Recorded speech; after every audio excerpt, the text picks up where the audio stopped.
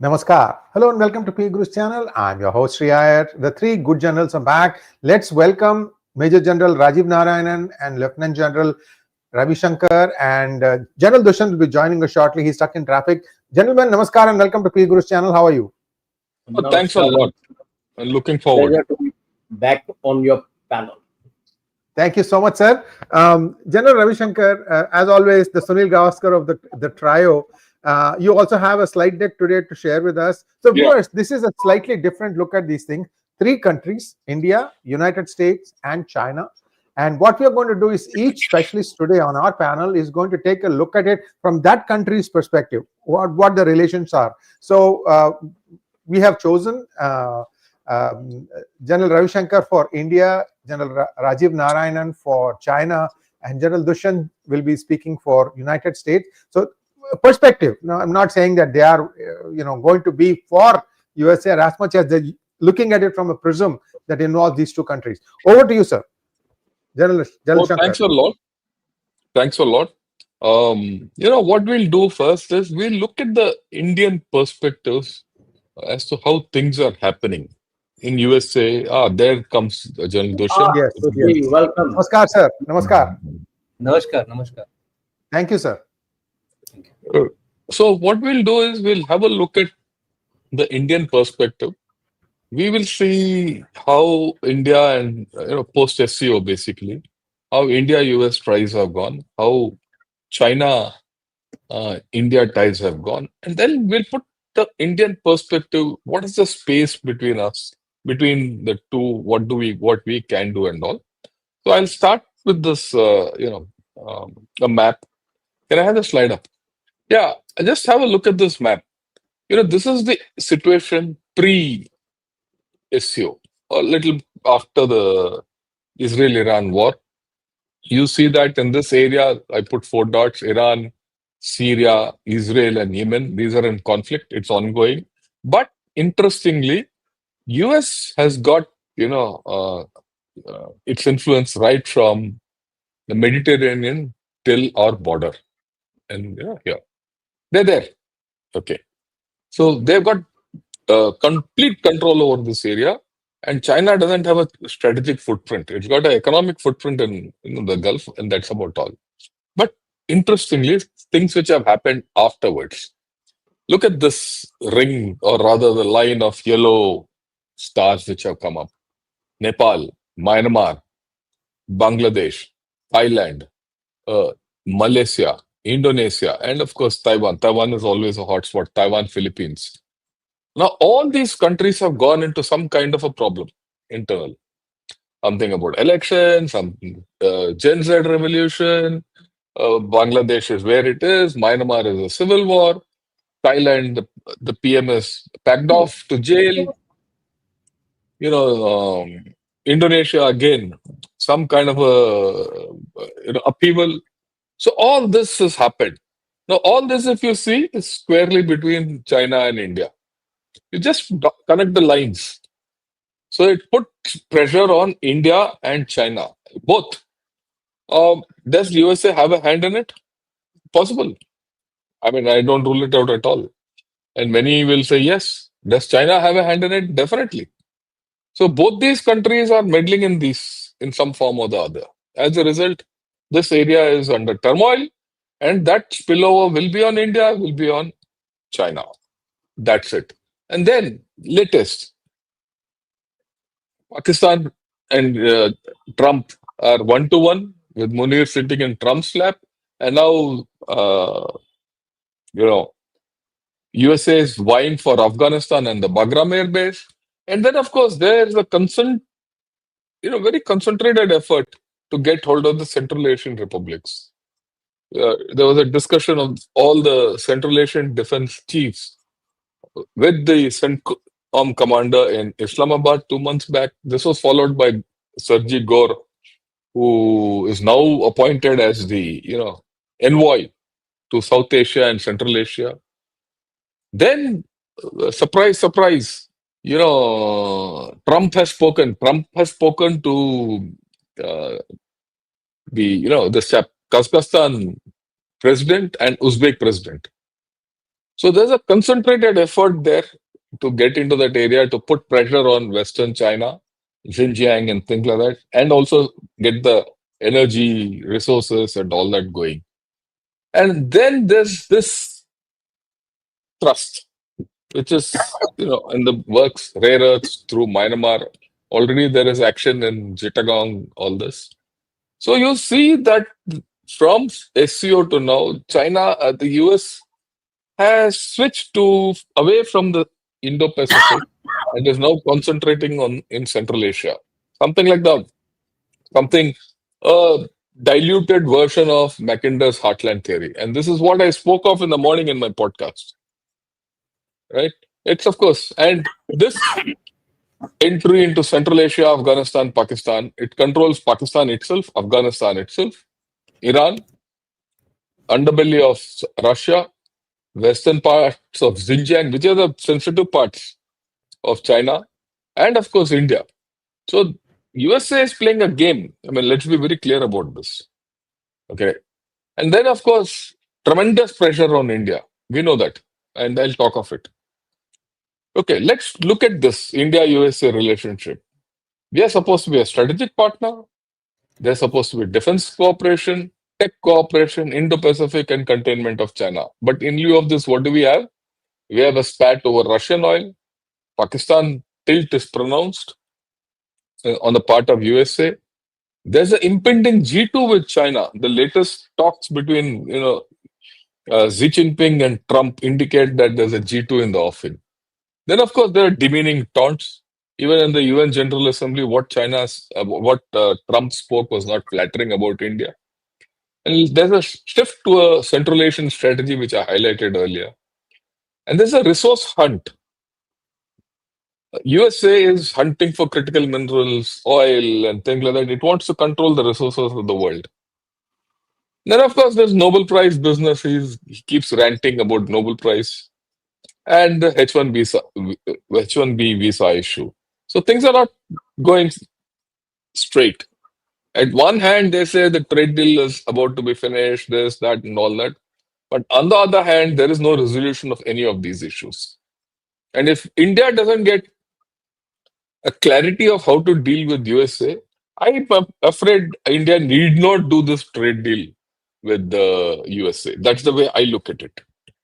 And that's the way India should be looking at it, really. Okay, now let's look at China. What's China up to post-SCO?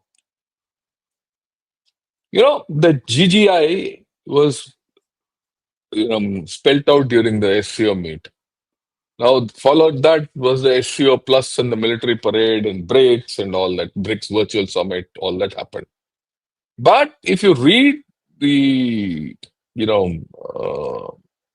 literature coming out of China, they are sensing an opportunity of global governance, reforming the global governance, whether it's the financial institutions, whether maritime trade, all that. And they're going gung-ho about GGI. That can China now that USA is withdrawing, USA has put everyone in chaos, we will give you that. And in this, they're very clear. Russia, and all are not part of the story. This is a Sino-centric world order which they are trying to think. And they'll do it, they'll try it. I'm not saying they'll do it, they'll try it. Because of the fact, if they don't do it, their economy is declining and there's an involution on, which is the one which I showed here. Unless GGI or something like that comes and gives them that capability to govern the economic situation in the world and pose itself as the economic savior of the world through its overproduction, dump the overproduction everywhere, beggar everyone else, and then make everyone dependent on China, a Chinese-led global order, then their economy, which is declining, can revive. And then they can beat the involution trap in which they are. In all this, the Saudi-Pak deal has given them a fresh lease of life. Right? And there are two views which are coming out. One, people say, look, this is the Saudi-Pak deal was triggered by USA for many reasons and all that. It was allowed tacitly by USA. Fine. That's a short thing. But look at it from a longer term perspective. And if Saudi starts funding Pakistan, where will Pakistan go to for arms? Through China, in which case the Pakistan military capability will go up. Don't look at it for the next 5, 6 years, but look at it past 5, 10 years. You will see that this axis will become stronger, right? And that poses fresh challenges to India.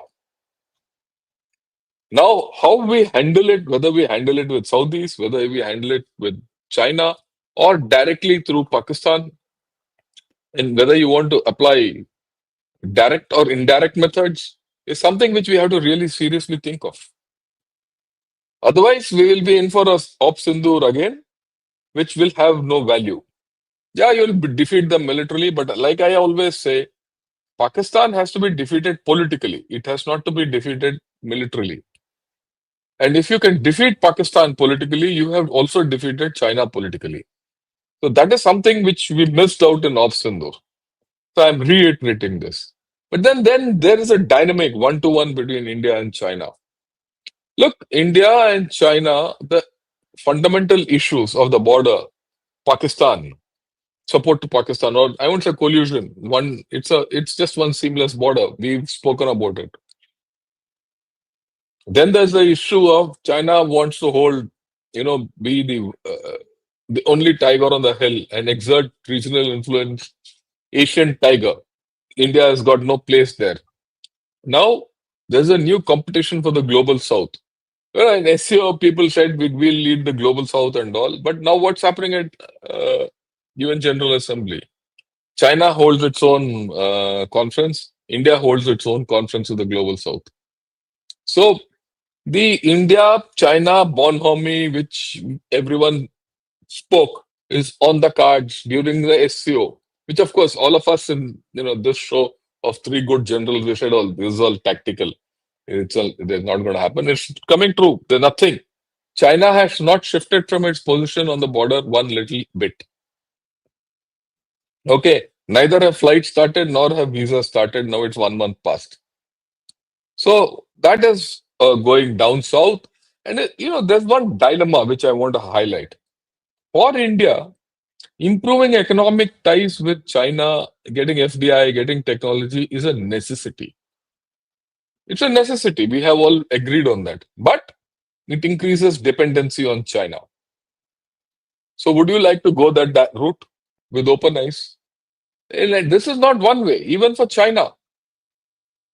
Improving economic ties with India is a necessity for China.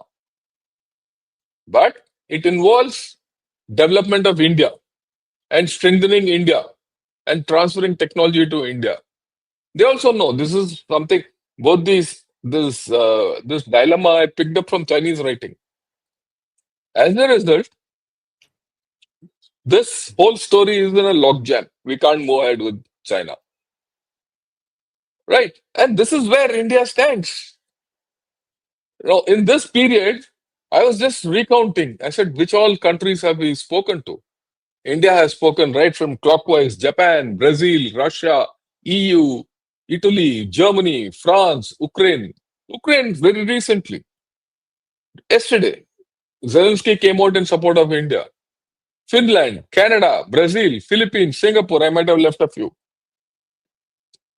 So there is space being created for India. Overall, if I assess the whole story of India, very clearly no coercive approaches will work. Targeting India implies it is being pushed away. Whether China does it or USA does it.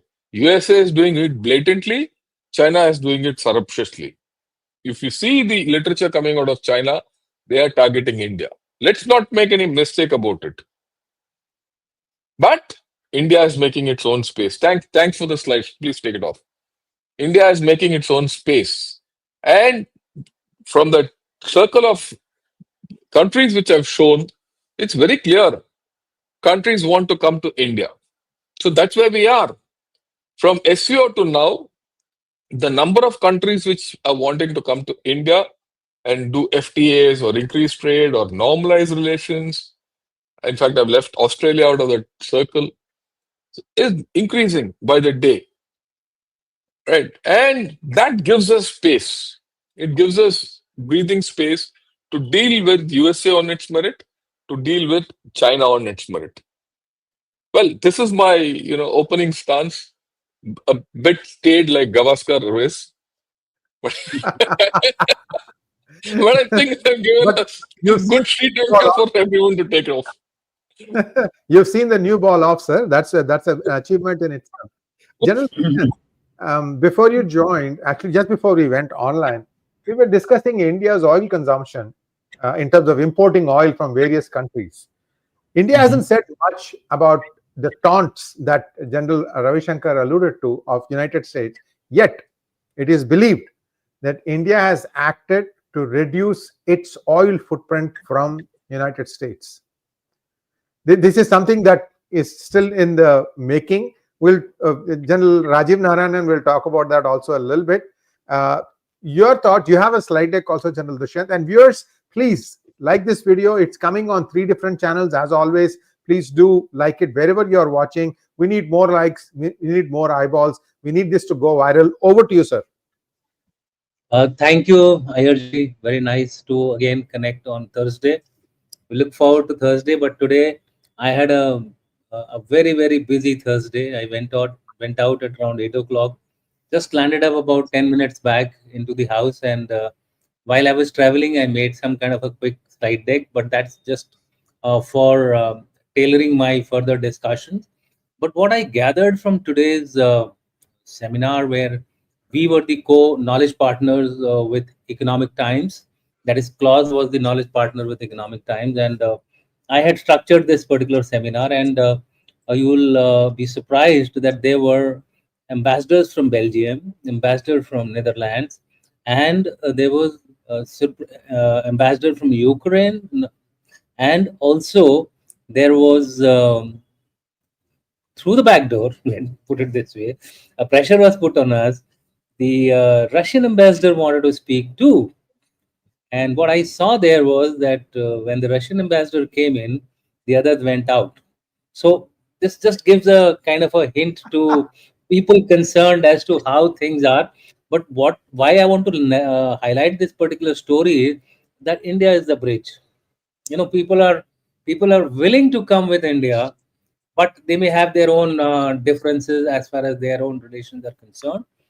More importantly, another thing which got highlighted in this particular discussion when these ambassadors were speaking, India is going in for a number of MOUs in the defense sector with Netherlands and Belgium, which is also considered as the NATO current current NATO headquarters.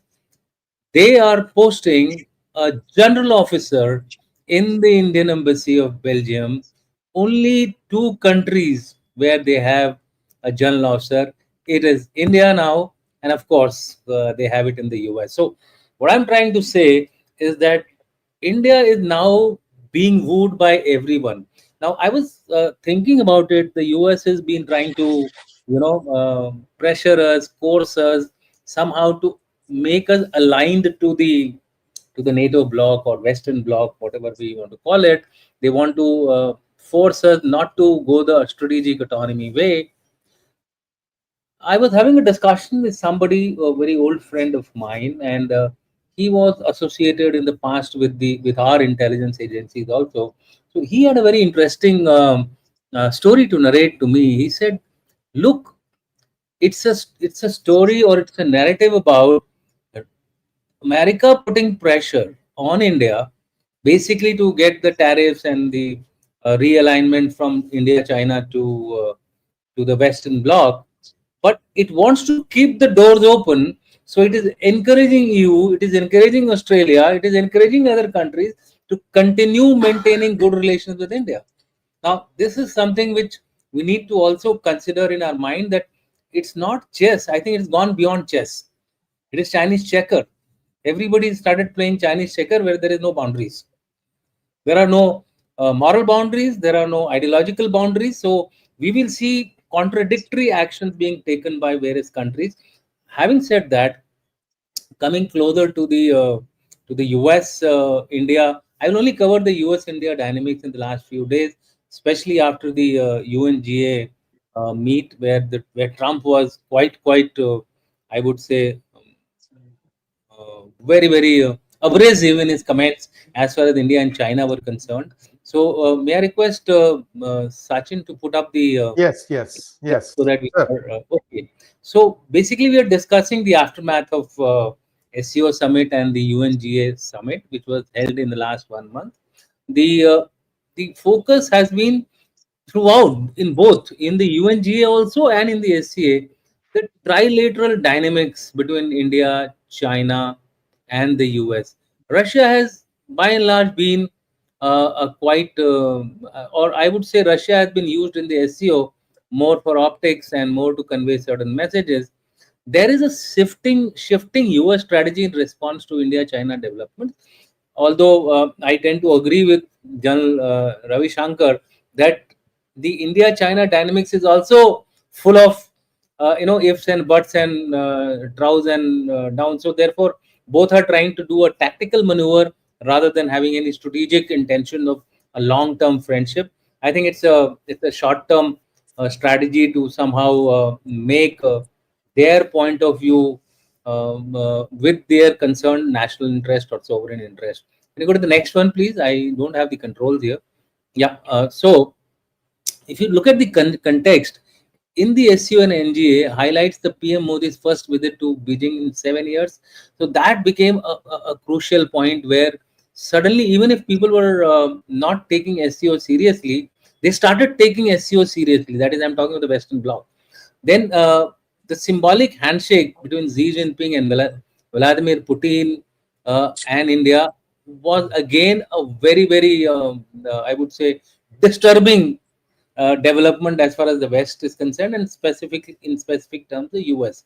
So US retaliated with 50% tariffs on Indian goods, doubled in August 2025, triggered by India's continued Russian oil imports, strategic shift from courting India now to coursing for an alignment with the NATO. So this is one assessment. There can be a number of assessment whether they were coursing India only for tariffs or they were also coursing India to shift its strategic autonomy approach or non-alignment. They are referring it to as non-alignment because they say that there is basically no difference between non-alignment and strategic autonomy. We have, of course, got our own stand on it. That strategic autonomy is multi-alignment, whereas the non-alignment was no alignment. So this is just a matter of interpretation. But it seems that there are two things happening: tariffs and also the alignment coursing to put India away from the SCO BRICS formation. Can you go to the next one, please? Yeah. So what US intentions, from my point of view, is that it is from partnership to pressure. SCO is perceived as a threat to the US Indo-Pacific primacy of China. SCO Development Bank, de-dollarization efforts, India's growing role in, amplifies the US concerns over China-led multipolar order. So there seems to be some kind of a churn going on between in the world order between US and China blocks. India is floating around in this particular thing, but India is a power now which cannot be ignored. So while they are taking number of anti-India stance, especially Trump, there is a underlying, the cooler approach, Jeff and Mutt, we call it in the army, a Jeff and Mutt approach. So there is a Jeff Baisab who is always showing the carrot, and there is a Mutt who is always showing the stick, and the Mutt who's been always showing the carrot. So Rubio is showing us the Scott Bessent. I think he also has been on the cooler side, whereas Trump and the other guy, I'm forgetting his name now.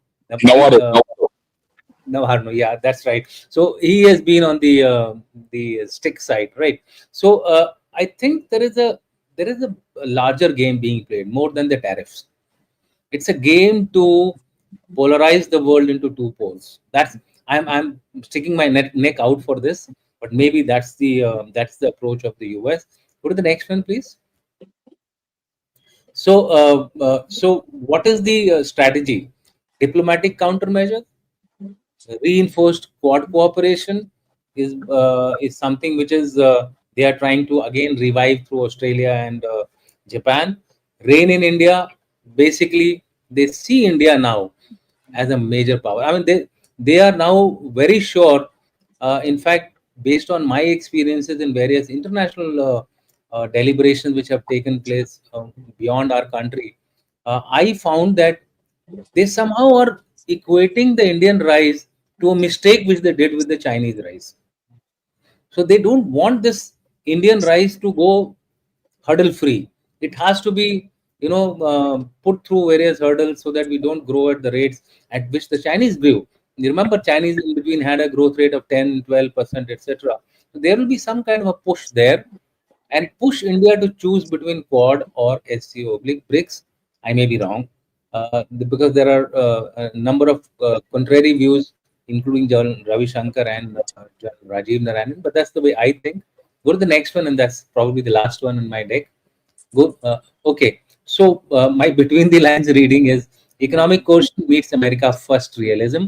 I was reading the American what do you call the public survey where I found that there is a considerable amount of support for Indian view also 38%, but then there is an equally MAGA support of about 33%. So there is a neck to neck race going within United States. So there is a contestation going on between America first and the realism of keeping India within it, in which it also includes the H-1B visa, etc. There are a number of issues which are getting bundled into something which is anti-India, and there are the other side which thinks that India cannot be abandoned.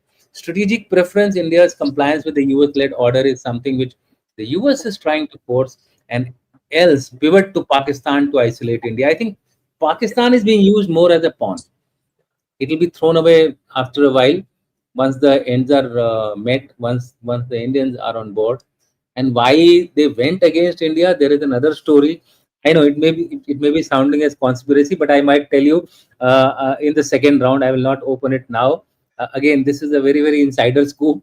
And then last thing is quiet continuity is what I refer to as trade and tech talks continue. You see, Mike Rubio, then we had the Goel. Goel is going. Yeah, Goel is gone already. He's also having a meeting with the Americans. And about the oil thing, what I was told was that India agreed to increase the oil import from America. I don't know. There was this message which I read. I mean, this news which I read in the Indian press, where it said that India is probably agreeing to increase the oil trade with America and possibly reduce with Russia. How far it is true, I don't know. But this was something which I read. So maybe this is a counter to what Sree Iyer is saying. And finally, the last bit, last slide is go to the last deck here. Last slide, Sachin. Yeah, it's there. So tariffs on Indian goods, punitive signal for non-alignment. Support for Quad, reinforce Indo-Pacific containment of China. Pressure on strategic autonomy, India's balancing act seen as threat to US-led order. Engagement with Pakistan, leverage to isolate India if non-compliant. Continued tech defense talks and trade talks, preserve strategic foothold. So therefore, there is a double game going on between India and US. We need to wait and watch. And lastly, about the scoop, not now. Maybe second time round, if I get a chance, I will tell something that may be very, very sensational. I think Absolutely, sir. Absolutely. that might match Rajiv Narayanan's, out of the boundary sixer. So oil one is the current round of tender. They have not bought 3 million out of the 5 million. IOC and the others have not bought 5 million. They bought only 2 million from the US. 2 million is from Nigeria and 1 million is from Oman. I've just shared that. Yeah. But in the rounds which they are Sree Iyer. I think this was In the WhatsApp, I'll share it with you. Sree Iyer. yeah. Okay. Yeah. We'll put it up. We'll put it up. Just 1 second, sir. So Mr. MS Dhoni is in the building now, or rather, I should be saying Mr. Dhoni is in the stadium. Okay.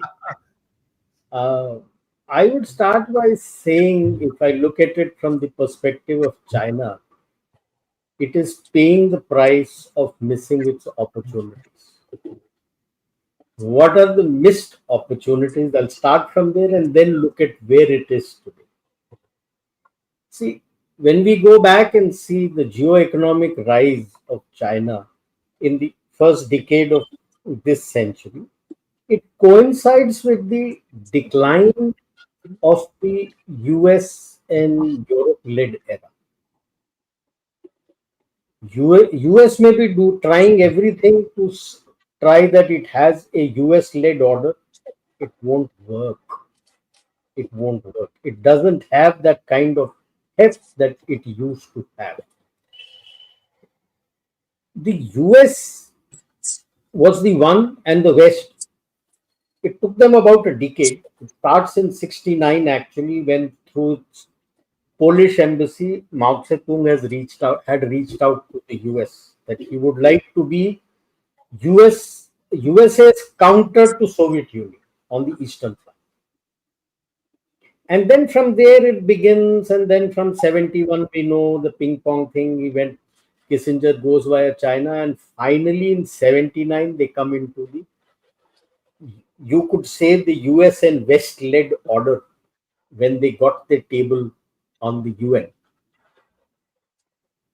Then came the training, infra, shift in manufacturing from 80s onwards. 2001 actually is the pivotal moment when they were given entry into WTO until date, which is going on. Even despite all whatever is going on, quite a lot of dependency of Europe and US is still, for low and medium tech, is still on China. Ideal opportunity it got to break the Western style of arrogance and governance by suppressing the global South. What had happened was, it was, I would say, a continuation of colonization. Despite the colonies went off, it was a continuation. Even after the Second World War, it was still a continuation of their version of colonization. It had vast vistas of geo-economic, geopolitical, and geostrategic opportunities vis-a-vis the global South. Unfortunately, maybe because they were trained by the West, they chose the path. They chose the path of the West.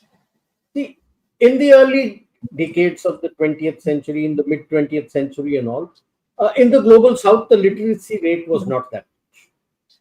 By now, when you came into the 21st century, not only the literacy rate had gone up, the digital connectivity and knowledge and everything was available. Now, for China to presume that he could follow the same path, I think that is where China missed the bus.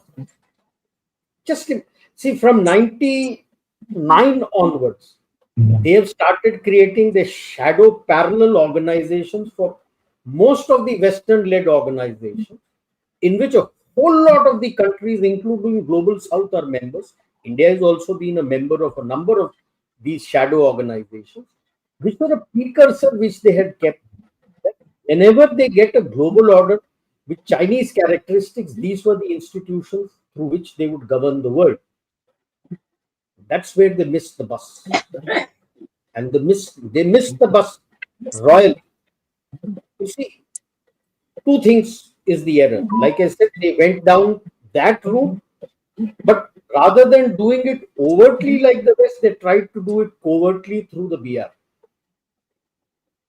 A little bit more I'll tell later.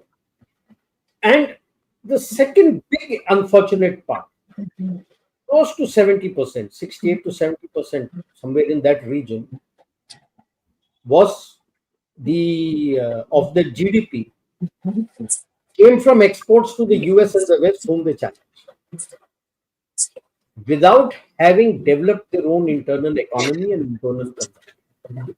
These were the two major errors they did. BRI also, essentially, the takers were the poor countries, most of it in the global South.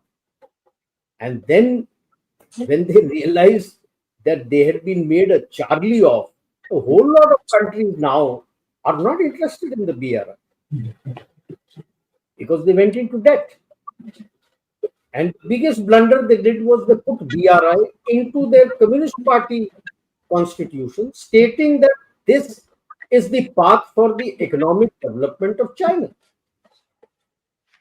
If BRI is supposed to be the economic development of China, how can you sell it to the other country and say it's win-win that you will also develop?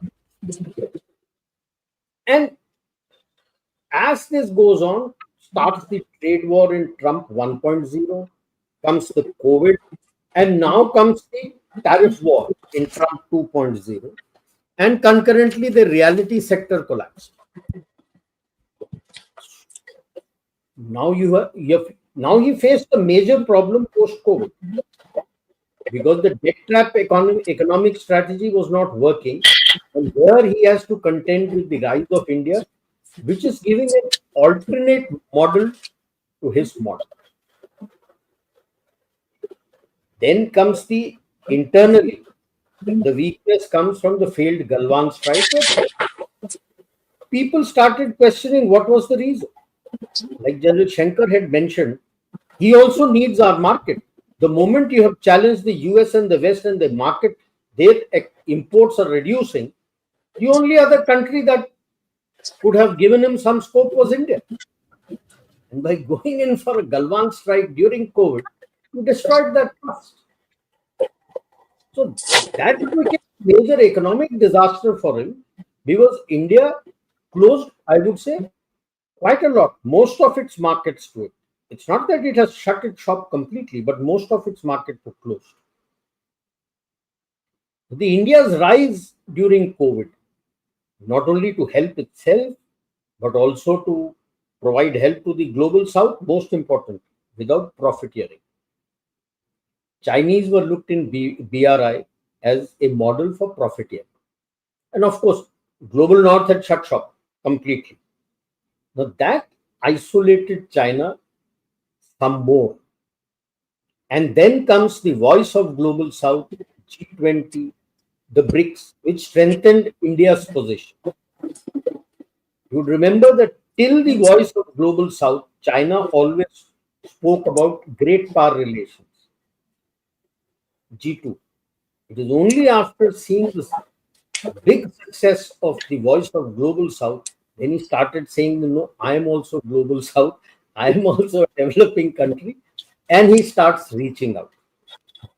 Now, post this, like the slide with General Shankar had shown, China witnesses it.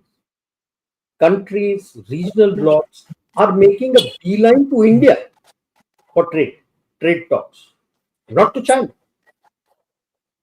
It suddenly feels, except for Brazil, which may have done the deal for China to import soybean, excluding USA, you're not finding takers who are coming to do trade deals with them,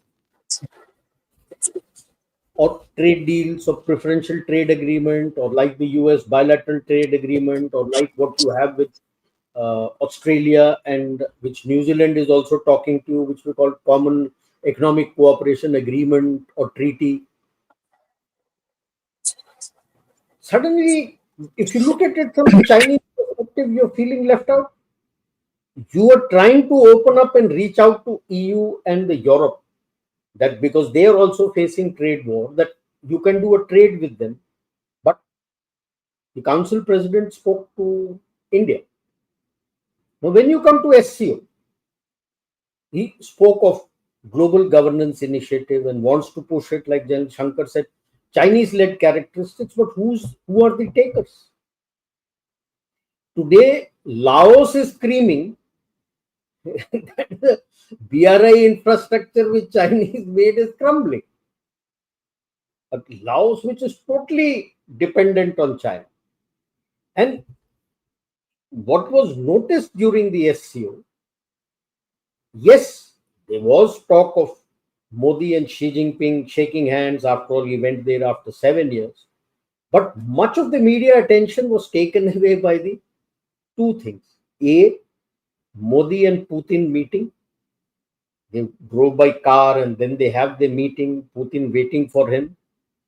And the second, it was Tai Chi and Modi meeting, which was unprecedented. And that I think Xi Jinping would have felt a bit that I spoke to Modi also, but that didn't get that much of mileage in the media, international media, global media, as Modi Putin and Tai Chi Putin. Now, he is making attempts to woo India. But even in his talk with Modi, when he spoke about reaching out to them, he made no mention about the border issue. So he wants to have a deal without the border issue, which may not happen. So the only person left who's talking to him today is Xi Jinping. And to me, it is very clear. It is essentially to get to an arrangement on rare earths, because you need it for EVs and emerging technologies. While the talk is going on, the Europeans are opening up the Chinese EV to come in more. But how much of a twist can you do as far as the US is concerned, just on one issue, on rare earths or anything, in its trade and tariff war with US? Because after all, if through Bangladesh, let us say he's able to get a connect, he's reached Bangladesh, and I wouldn't say Bangladesh would be involved in that. Their own people would be able to have a outreach to the Brother Alliance, the Three Brothers Alliance. And then if they're able to start mining the rare earths from there, where does that leave China? And how long can China keep its own market and its digital world closed? It will get isolated, because everyone is telling that if you want me to, like India is also saying, everybody else will say, if you want me to open my market, you open your market also as much, which he is hesitant to do. So, plus within the CPC, there is an immense power struggle going on, considering the ill health of Xi Jinping. In what manner it will come out, what will happen to the strength of the CPC's control over China, that itself is something different. Will that collapse bring a new beginning to China, or will the new lot who comes in bring in some new? How are they going to regain the trust? Like Gen Shankar had indicated, all those problem areas all around us. And of course, China would also like to, like they say in Hindi, बहती गंगा में सब हाथ धोने को तैयार होते, to do something. At the larger perspective, would China like to be USA's catchpot to do something for India, to press down India like Pakistan and Bangladesh? Or would it like to have its own strategy for India in these choppy waters? But if it does something, supposing the media, global media, starts talking of China being used as a cat's paw, where does its reputation go? So China is actually in a pickle at the moment, because they know that US is aligning with Pakistan just to antagonize you, or rather put pressure on India to arrive at an alignment with him. And in that, if Chinese hand is also seen, and somebody says that China is being used as US cat's paw, then what is that will be left for China? It is not a simple and straightforward thing for China for today, considering the kind of mess that Trump is putting around India. But to expect that US will be able to, I don't think so. Because even in like a small country like Venezuela, he's not been able to do anything. He's just put the ships there and doing what? There's no pressure on Venezuela. He's got his 4,000 odd Marines sitting out there doing nothing, sitting idly. You may say, I caught this ship, and you may say it had drugs. How many takers are there in the world today that when he says that when he shot that ship and killed those people, or with the help of Dominican help, as if Dominican Republic has a huge navy or coast guard, that we caught a ship coming from Venezuela carrying drugs. So US essentially, as I understand, is CCP knows it is declining, but it needs to show that it is not declining. Because the moment it accepts it is declining, its hold on China will go. It will no longer be able to control China. Europe has realized that it is declining, but it doesn't want to show. But in the fact that it is now open to talks with you and agree to you to have talks in your line, Europe has realized. US has not yet realized. That is no longer superpower of the 1990s or early 2000s that it was. That it is a major power. Nobody can deny that. It is the only major power that is available in the world. That also nobody can do. China could have become a major power. It is a big power, but it's a declining power today in all regions. So I'll stop it here and then take it from.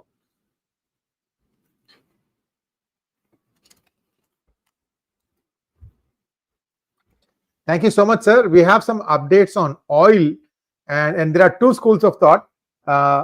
So first one is what you said, General Rajiv, and this is September 5th, 2025. Yes. Indian oil skips US crude, buys Nigerian, Mideast oil via tender, say sources. So, but latest with Piyush Goyal in the United States, there is India may buy more oil from US. Piyush Goyal. There are two things, sir. One is this tender is done. This is May. That is provided you do the proper trade deal with me. Right. There's a catch to that. There are a number of reports on this. In fact, all the leading papers are saying this. This is being offered as a negotiating, this is part of the negotiation trade deal. Yeah. This is part of the trade deal negotiations.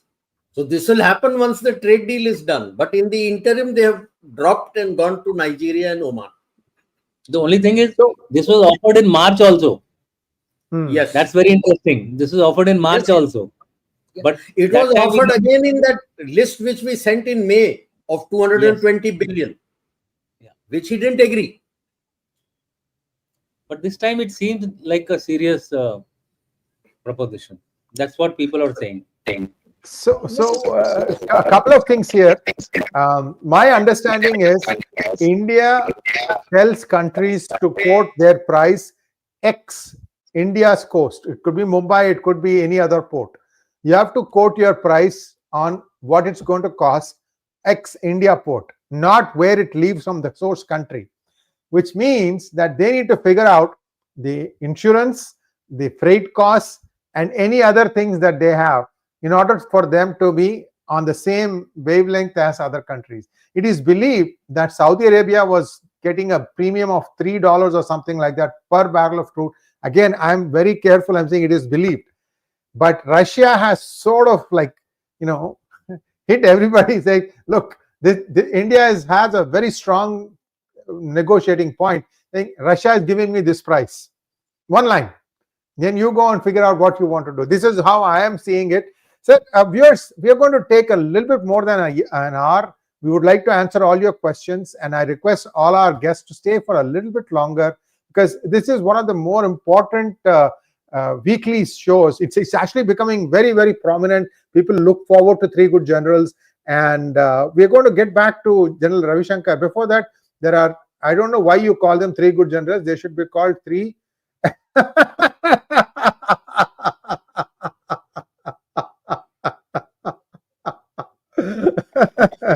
No, we have to be politically correct. We are speaking the Queen's English here. General Ravi Shankar, now we have got a 360-degree perspective of who's what. I would like Dushyant to speak and tell what's that some important thing. Then we can probably have a discussion on that. No, he said he's got something up his sleeve which he has to mention. Sir, one second. General Shankar, there is a problem with your audio. Can you log out and log back in, please? Carry on. Just log out and log back in. So while he comes back, General Dushyant, you had some comments to make. Unmute yourself, sir, before saying. Okay. Yeah. I had muted myself because I thought, let me not disturb the flow of Gen Rajiv Narayanan. I wanted to pick up everything. So since I had promised that it will be more than his chakka, so my chakka should be beyond the 90 meters out of the stadium. It's not so much so. I mean, most of you have been talking about it, but yesterday, I heard it from somebody very, very internal. And there are two things which he made a point about. This is the scoop, right? This is the scoop, right? Yeah, okay. Yeah. So there are 2 points which he made. First was that the errant child is not under the control of Trump. And by errant child, I mean Israel. So the KSA Pak deal was essentially to subdue the errant child through the Pakistani pact, because Pakistan is not an errant child, it's a subservient servant which will do whatever the US says so. So there will be some kind of a check as far as the strategic deterrence is concerned in West Asia with this pact. So that seems to be the first message. Not a chakka, a choka. Now the chakka the chakka is that I believe so. What he was saying is that there is no nuclear weapon with Pakistan. Period. I'll not say more than that, but rest everything has been orchestrated to be believed that Pakistan has a nuclear weapon. They do have, but not their own. That's the point which was trying to make. Sir, there's a saying in Tamil. This is a bhakt. I'll first say it in English and then I'll say the Tamil word. This is a bhakt who wants to get the punya from breaking a coconut in front of Lord Ganesha. But what he does is, he doesn't pay for the coconut. He just takes it from the vendor in front of the temple and goes, and he doesn't want to go into the temple. There is a Ganesha right on the street. He goes and breaks it there and hopes that he will get punya. So the Tamil saying is, kada tengava eduthu vali pilliyarka odacha madri. That means that you don't have anything. At the same time, you make it look like you have everything. No. There are more to it, but I just kept it to that much because I am constrained by the fact that I cannot say everything. But suffice it to say that there is a whole lot of information which is below the surface, which many of us are not aware. General Dushyant, we are banned in Pakistan. If it was not so, bawal mat jayega abhi. What you just said. These guys will lose their minds. Anyway, some of you brave enough to use VPN to watch it. One hint on this to yes. substantiate what he says. Before Op Sindoor, every Tom, Dick and Harry politician in Pakistan used to scream that our atom bombs are not there to show this, that. Post Op Sindoor, has anyone made any statement? Zipped. The only person who made a statement was when he was in US. After he has come back to India, he made a statement on that. That tells you. That itself is an indicator. You don't have to go anything further. Yeah. So, General Ravi Shankar, we are coming back to the beginning of the cycle, except that this time General Dushyant went ahead of you because of the audio issues. Please go ahead, sir, and then we'll go to General Rajiv for his closing comment. Then we have a ton of questions to take. Over to you, General Shankar. Yeah, you see, you look at the whole story after listening to all three.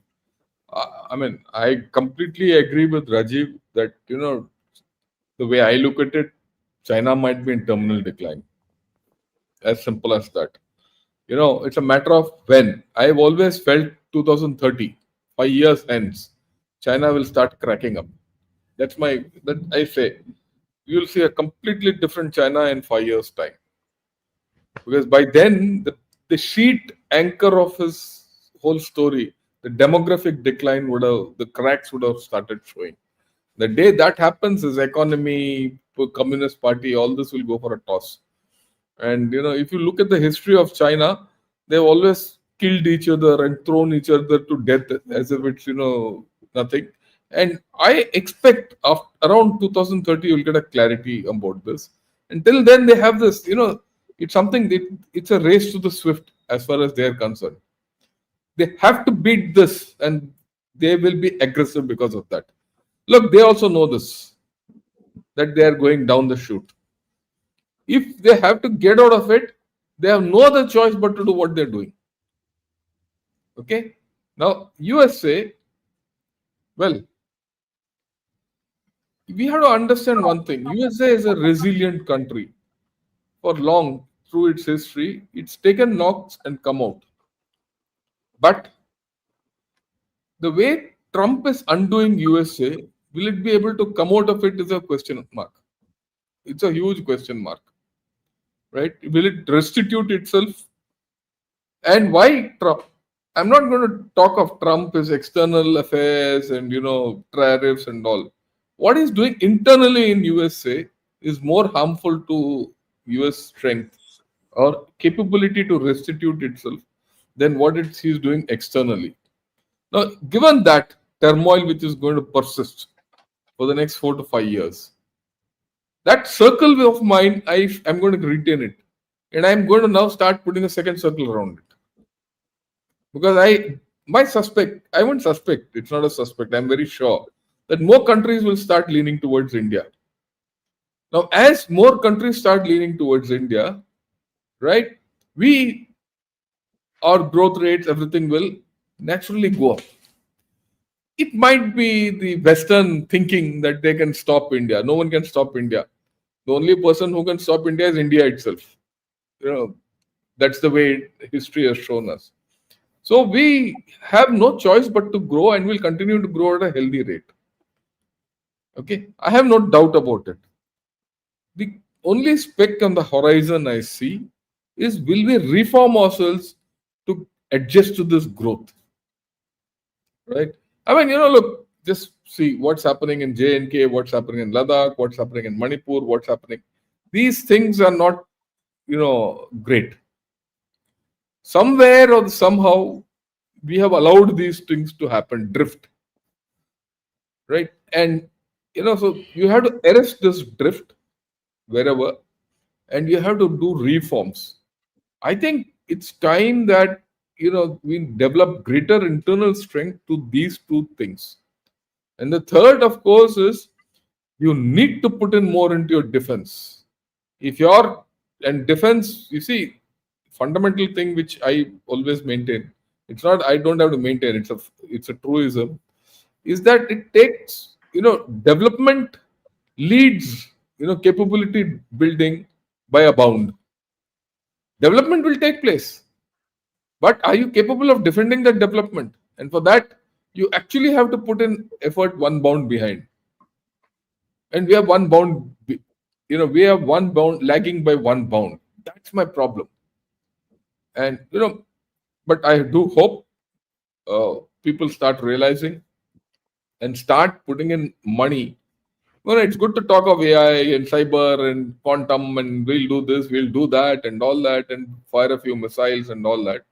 But we need to put where money is, money in the mouth.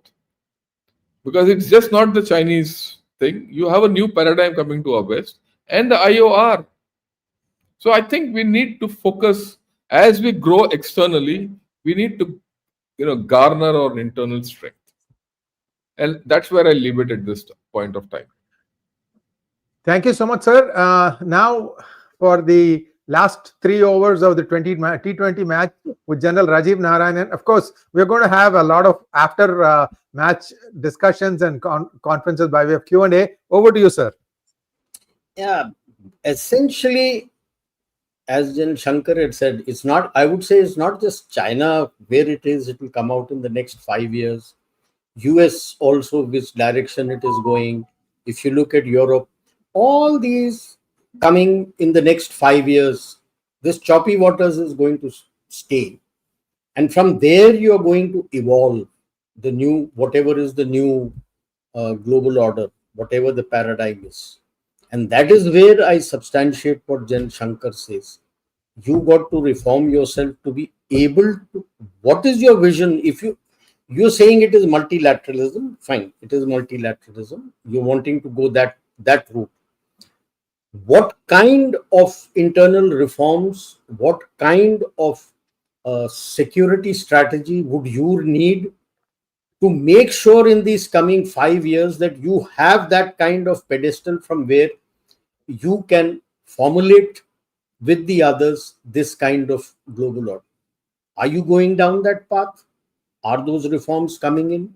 What kind of reforms? That the government would have to decide as what is their vision beyond 2030. There is a Viksit Bharat 2047, but you cannot plan till 2047 today. You got to take every 5-year window and see. You got to get your reforms in place, then 2030, then move forward. That is how you will reach 2047. You can't reach there in one jump. So you got to be very clear. What do you want in these 5 years? 5 years, these challenges are going to be enormous. This is the Thucydides trap today. It's not an open war or a world war. This is the tariff war, the geoeconomic war, the internal pressures coming in. There are various pressures which will be coming from different dimensions. That is what, to my understanding, is the current Thucydides trap, which you will feel it will take about 4-5 years. Even all the world wars took about 4-5 years before there was a paradigm shift in the global order. You're facing the same thing. If you think it's going to happen day after tomorrow, no, it's not going to happen. If you think it will happen in 1 year, no, it will not happen in 1 year. It takes time for these paradigm shifts to take place. That's where it is. Thank you so much, sir. And I like the characterization of Israel, errant child, and Pakistan, subservient slave, or something like that.